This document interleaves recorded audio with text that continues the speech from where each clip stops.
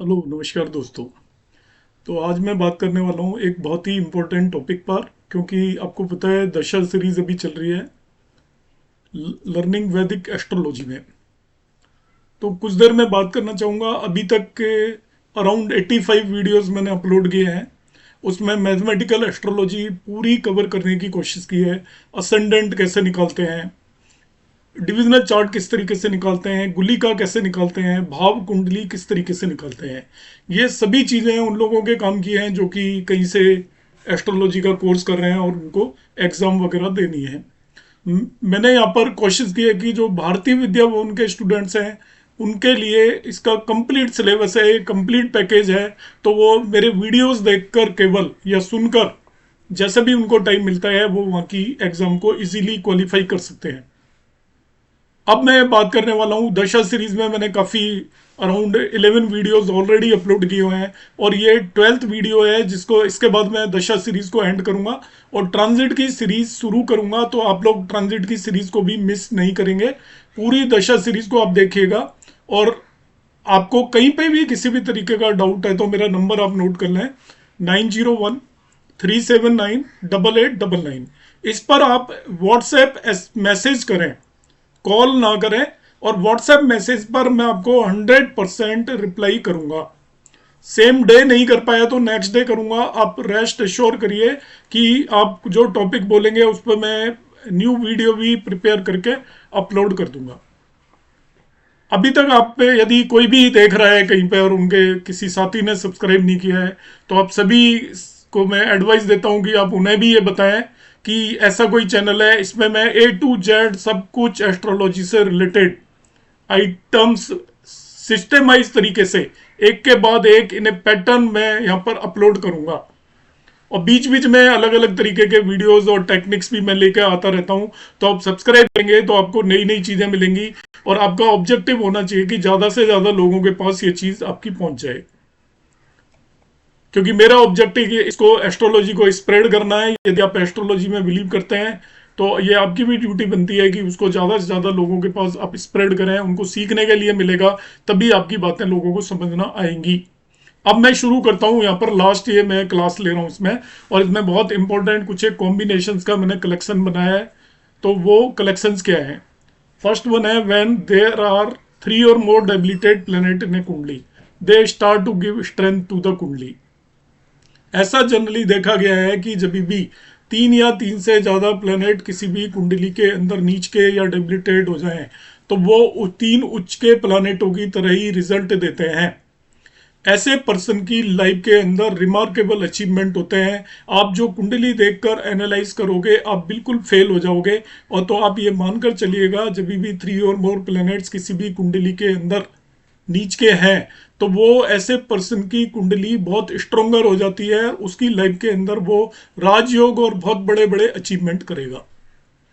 Second part है debilitated planets in 3, 6, 8, 11 houses behave as a exalted.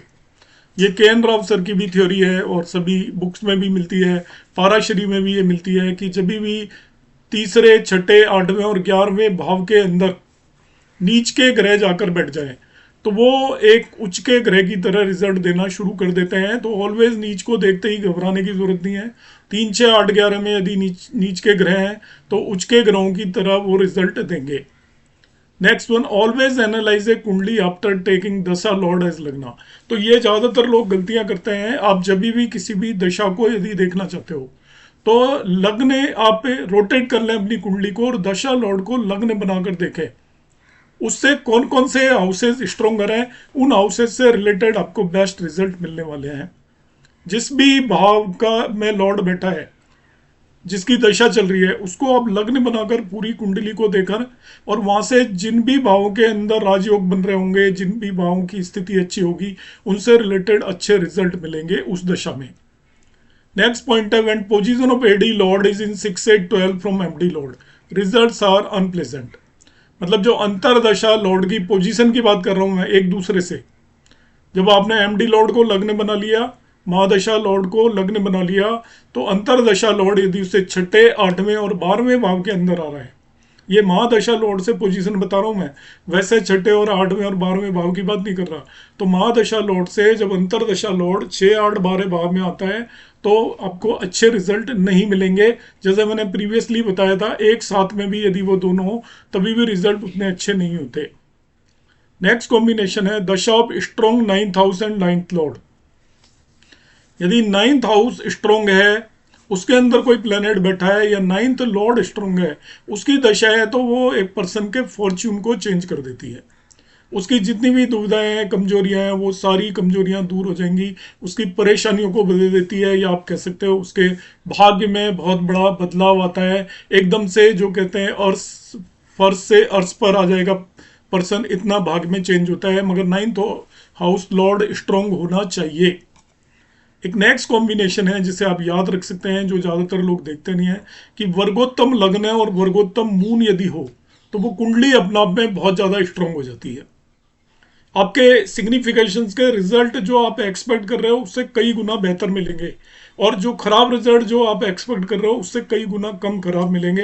तो आप लग्न को ऑलवेज देखिए, यदि वो वर्गोत्तम है तो ऐसे नेटिव की कुंडली को आप स्ट्रॉन्ग कुंडली मानकर चलोगे और अच्छे रिजल्टों को और बढ़ाकर बताओगे और खराब रिजल्टों को घटाकर बताओगे।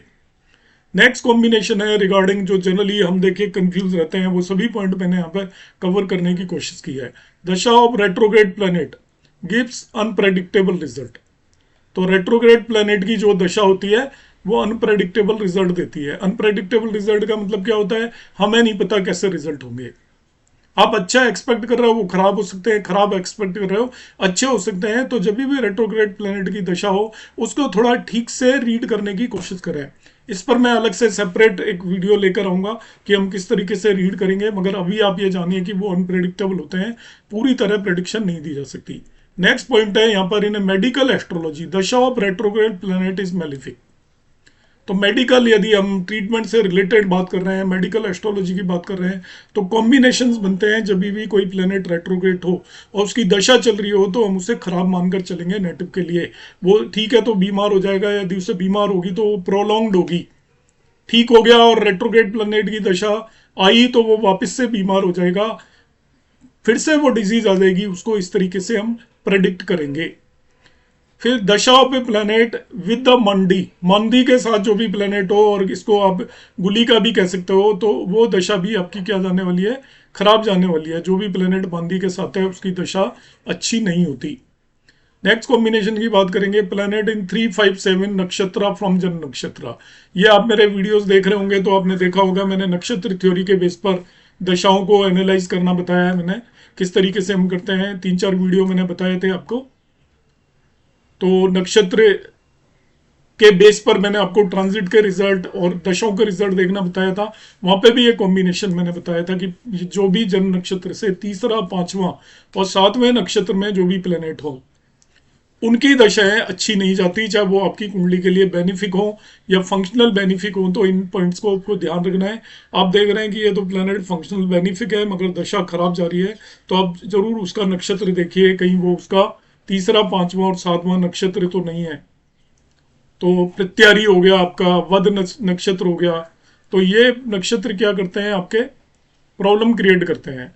नेक्स्ट कॉम्बिनेशन है प्लेनेट एस्पेक्टेड बाई मेलिफिक इन पाप कर्तरी combust does not give good result. और यहाँ पे ये भी मान लीजिए कि जो प्लेनेटरी वॉर में जो प्लेनेट हार गया होता है, प्लेनेटरी वॉर होती है जब दो प्लेनेट एक डिग्री के अंदर अंदर हो, तो जिसकी डिग्री कम होती है वो विन करता है, जिसकी डिग्री ज्यादा होती है वो हारता है। तो कुंडली के एक ही भाव में दो प्लेनेट बैठे हुए हैं, तो प्लेनेट एस्पेक्टेड बाई मेलिफिक, जिन प्लेनेट को अशुभ ग्रह देख रहे हो या वो पाप कर्तरी में हो, उसके दूसरे और 12वें भाव के अंदर शुभ ग्रह हो या सन से कंबस्ट हो गए हो, उनकी दशाओं के रिजल्ट अच्छे नहीं मिलते।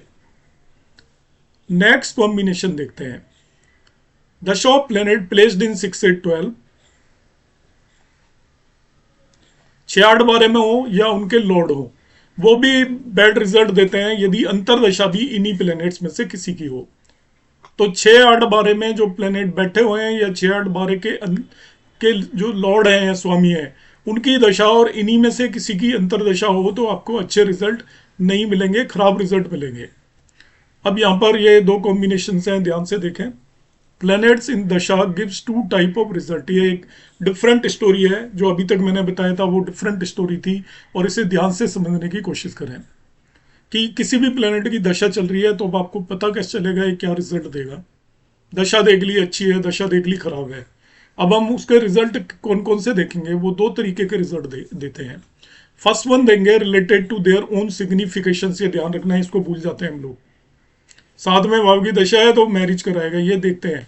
अरे सातवें लॉर्ड की दशा है तो वो लॉर्ड के भी तो करेक्टरिस्टिक है, उसके भी सिग्निफिकेशंस मिलेंगे। इसीलिए तो वीनस की दशा में मैरिज कराते हैं कि वीनस की दशा है तो वीनस का काम है मैरिज कराना, स्पाउस दिलवाना।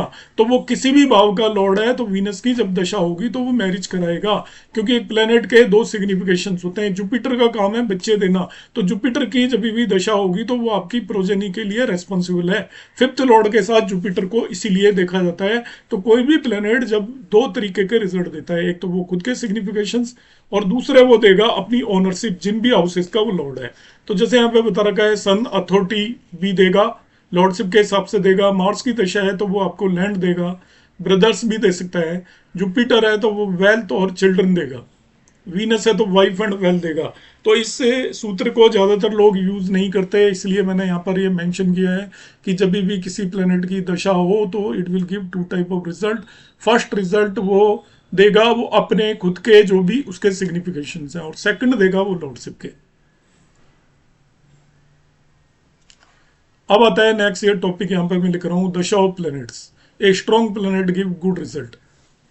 बहुत सुना होगा कि प्लैनेट बली होना चाहिए तभी रिजल्ट देगा।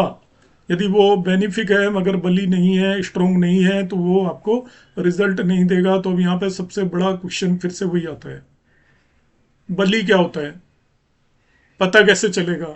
तो क्या षडबल देखें, क्या हम किस तरीके से देखें। तो बली देखने के लिए षडबल देखने की जरूरत नहीं है। षडबल बहुत कॉम्प्लिकेटेड है, उसमें कई ऐसे फैक्टर्स हैं जिनसे आपको एज इट इज पता नहीं चलेगा कि ये प्लेनेट बली है या नहीं। आपको सिंपली मैं यहाँ पे जो बता रहा हूँ उन चीजों को ध्यान रखें और उसे बली मान लें। A planet strong if it is exalted हो, उच्च का हो, अपने मूल त्रिकोण साइन में हो, केंद्र त्रिकोण या 11वें भाव में बैठा हो। दूसरा भाव भी यहाँ पे ले सकते हो, हालांकि मैंने लिखा नहीं है, पर सेकंड हाउस भी ले सकते हो, उतना बुरा नहीं होता, उससे बली मान सकते हो। एस्पेक्टेड और विद मेलिफिक, वो सॉरी बेनिफिक, मतलब उसे या तो शुभ ग्रह देख रहे हो या उनके साथ हो, मगर साथ में ध्यान रखना वो डिग्री उनकी ज्यादा डिफरेंस नहीं होना चाहिए। यदि 15 डिग्री से ज्यादा डिफरेंस है तो साथ मत मानना। Conjunction will not exist if difference is more than 15 degree. या शुभ कर्तरी योग में हो, शुभ कर्तरी मतलब उससे दूसरे और 12वें भाव के अंदर शुभ ग्रह हो तो उसे बली मानेंगे। तो आज के बाद आप बली की डेफिनेशन ये दिमाग के अंदर बिठा लीजिए।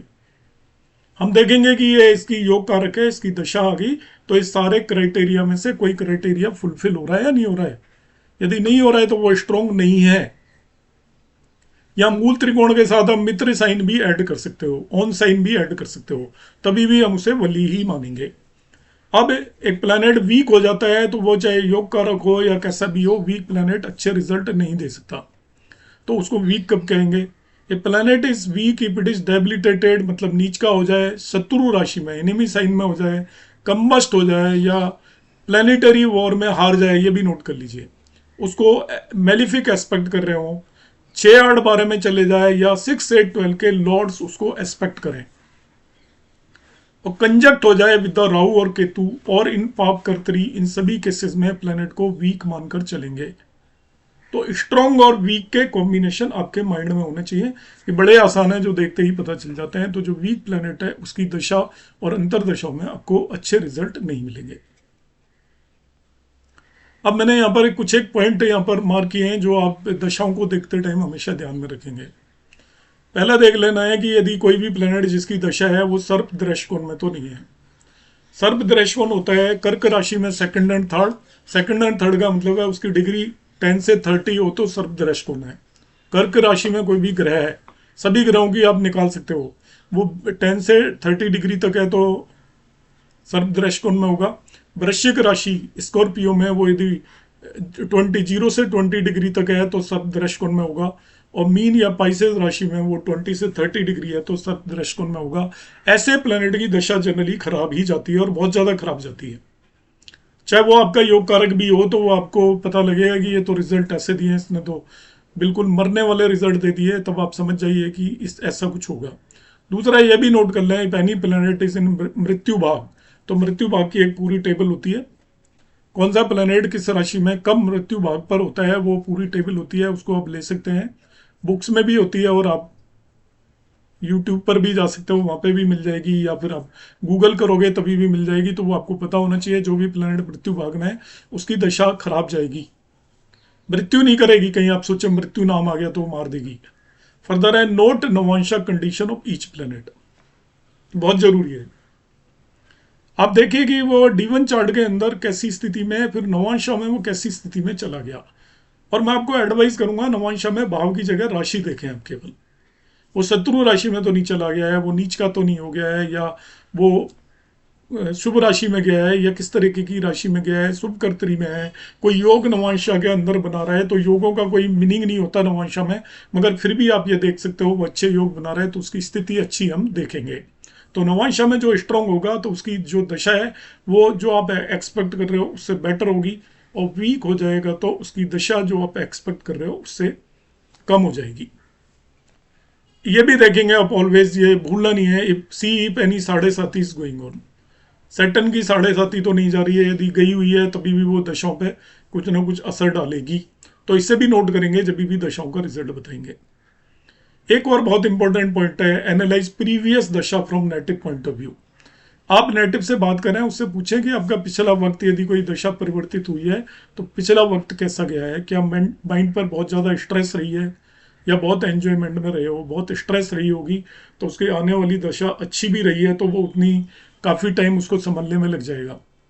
और अच्छी रही है तो आने वाली दशा थोड़ी भी खराब होगी तो उसको जरूरत से ज़्यादा खराब लगेगी वो, क्योंकि वो एंजॉय करता हुआ आ रहा था, और अब थोड़े भी कष्ट होंगे तो उसको लगेगा हे भगवान किस तरीके का टाइम आ गया। तो इस चीज़ को भी आप देखेंगे।